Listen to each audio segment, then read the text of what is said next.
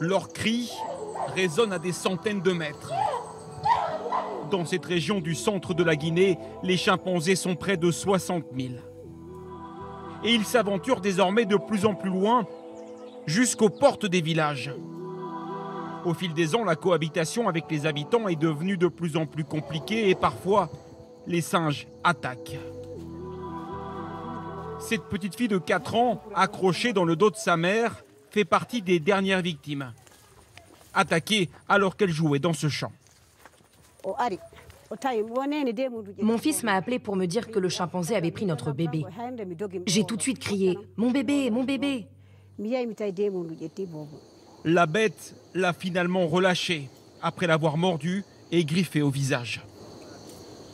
Je ne sais pas exactement d'où est venu le chimpanzé, mais je l'ai pourchassé pour récupérer ma fille. Une attaque traumatisante pour toute la communauté. Alors le village a décidé de réagir. Le conseil des habitants s'est réuni. Et jusqu'à nouvel ordre, il a décidé de ne plus laisser sortir les enfants sans surveillance.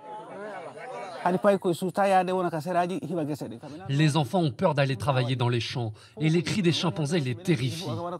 Quand on quitte le village, nous sommes obligés de les enfermer dans nos maisons. Nous sommes vraiment mal. Nos champs, nos animaux et nos enfants sont souvent attaqués. On ne met même plus les enfants à l'école. On est très inquiets.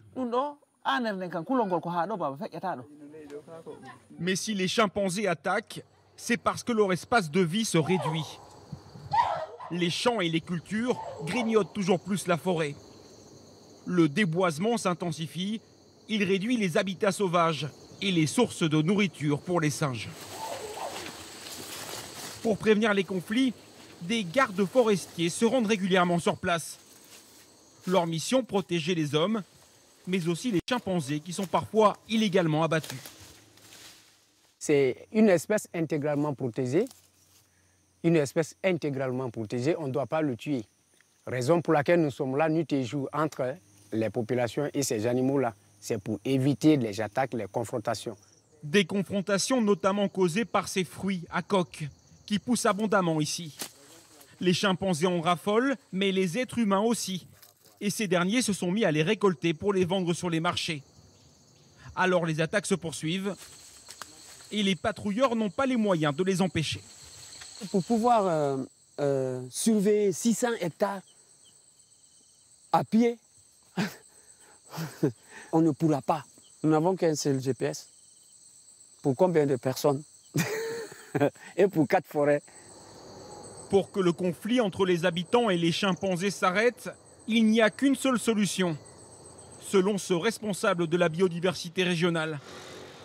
Il faut que les hommes rendent la forêt aux animaux.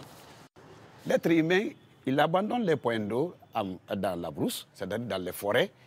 Il abandonne la commercialisation des fruits sauvages.